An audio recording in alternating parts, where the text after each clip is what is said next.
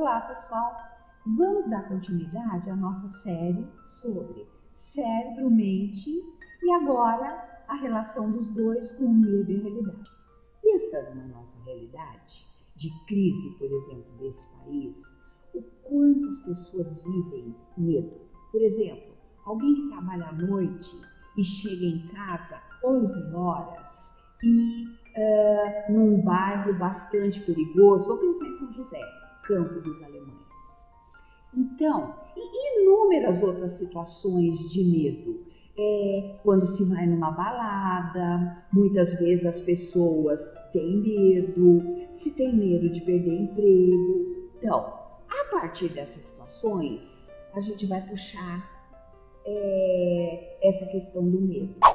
Primeiro que medo é uma emoção humana básica, todos nós temos, e a função dela é nos proteger de perigos reais e perigos imaginários. Então, que a gente tenha medo de ser assaltado é um perigo real. Que a gente tenha medo de ter sucesso, esse é um medo imaginário e tem que ser trabalhado. E como é que esse medo que é inerente a seres humanos, como é que ele vai se ligar à realidade? Bom, nós temos um cérebro e esse cérebro utiliza uma série de informações para a gente ter uma visão de mundo. O que é visão de mundo? Pensa numa pessoa que em meio a essa crise é otimista, quer empreender, quer crescer, quer se superar. Pense numa outra pessoa que frente a essa crise, por exemplo, um empresário, está com muito medo de investir no negócio e manda funcionários embora. Então, qualquer um de nós tem visões de mundo diferentes sobre quaisquer coisas, sobre as relações, sobre negócios, sobre o ser humano no mundo, sobre o futuro do planeta. Então, nosso cérebro usa as nossas concepções de mundo, usa as nossas opiniões, usa as nossas experiências e as nossas emoções para criar uma visão de mundo mais positiva, menos positiva. E nessa medida a gente cria uma realidade.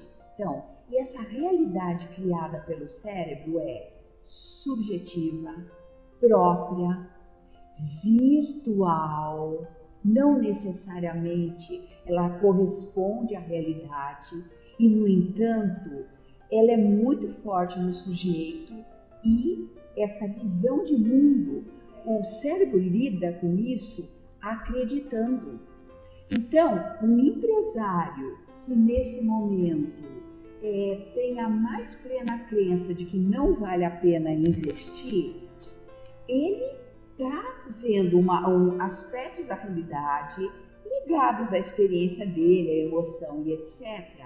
Mas ele acredita nisso. Um outro empresário, uma outra pessoa otimista, que empreende, que quer lutar, que acredita que pode crescer nesse momento, está lidando também com uma visão de mundo e acredita nessa visão. Então, essa visão de mundo não é uma realidade objetiva, que todo mundo concorda, não é universal, então é única, ou seja, é uma construção da mente do sujeito, como eu já falei, baseado nas experiências, nas emoções, nas opiniões dele, e a partir disso, a partir de toda essa visão de mundo, o sujeito se comporta de uma maneira ou de outra. Por exemplo, o empresário pessimista, retendo dinheiro e mandando funcionários embora, ou um empresário ou uma pessoa otimista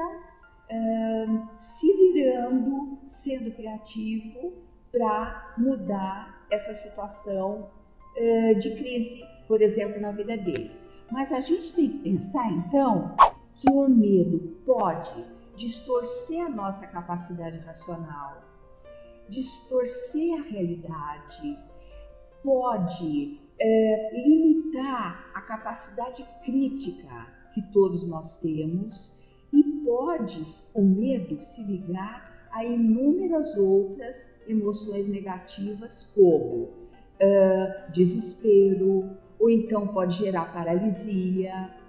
E o que a gente faz com o medo é fundamental para a gente crescer, para a gente abrir horizontes, porque do contrário a gente paralisa. Continuando a pensar sobre o medo e o quanto ele pode distorcer várias situações de vida, vamos pensar a situação de uma pessoa com relação a sucesso, medo de sucesso. Então, o que é que pode ocorrer?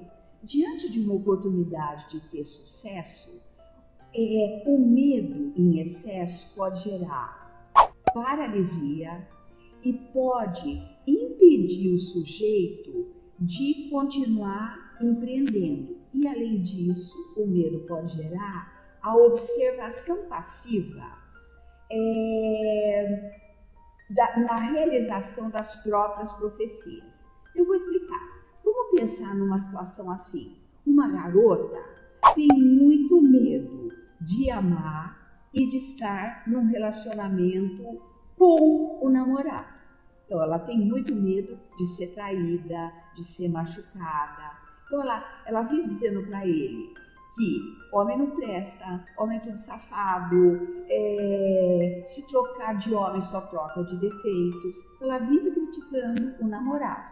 E, além disso, manda o namorado levar uma amiga junto com ele, já que ambos moram em outra cidade. Vocês podem imaginar como é que a história vai transcorrer. O namorado, tão xingado, desvalorizado, diminuído pela garota, que tanto tem medo de ser traída e abandonada, mas ele vai acabar se envolvendo com a garota com a qual ele viaja. Por que eu estou dando esse exemplo? Esse é o exemplo de uma profecia autorrealizável. A própria pessoa que tinha essa crença, homem não presta, vai me trair, vai me machucar, ela também tem falas e comportamentos que favorecem que essa crença, ou seja, essa profecia, uma crença enviada ou ligada ao futuro, a partir do comportamento das falas dela, ela favorece que essa crença se torne uma profecia autorrealizável. Então, vocês percebem como é que o medo mal trabalhado gera esse tipo de profecia e impede as possibilidades de sucesso, neste caso, sucesso numa relação amorosa, tá? Então, alguns autores dizem o seguinte, para a gente lidar com esses medos: trabalhe com as suas críticas internas, trabalhe com os seus pensamentos e crenças a respeito do que é sorte e do que é sucesso.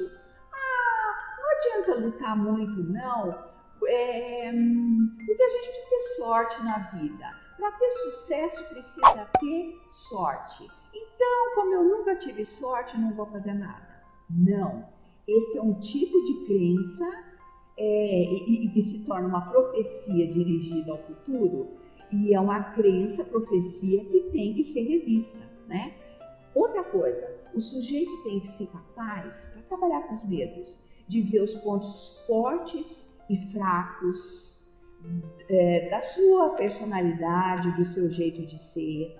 A pessoa tem que trabalhar com as próprias desculpas e com aquilo a que a pessoa renunciou. Então, por exemplo, vou ficar nesse emprego mesmo porque patrão é tudo igual. Então, melhor eu ficar caladinho aqui. E também supere ficções, ideias ficcionais, imaginárias, que impedem que você lide melhor com a realidade. E um autor chamado Isaac Lidsky diz para a gente fazer algumas perguntas para si mesmo. De que você tem medo? Que mentiras você diz para si mesmo, evitando atingir o que você quer? Como é que essas mentiras ou essas ficções distorcem a realidade, alteram a realidade e como você mantém essas ficções ou essas ilusões? E quer ver outra pergunta genial? Que realidade você cria para si mesmo? E a partir dessa reflexão, como é que a gente tenta mudar a nossa relação com a nossa força interior, com os nossos talentos, as nossas capacidades, os nossos medos, também o conhecimento da realidade, para superar esses bloqueios mentais e a gente poder crescer.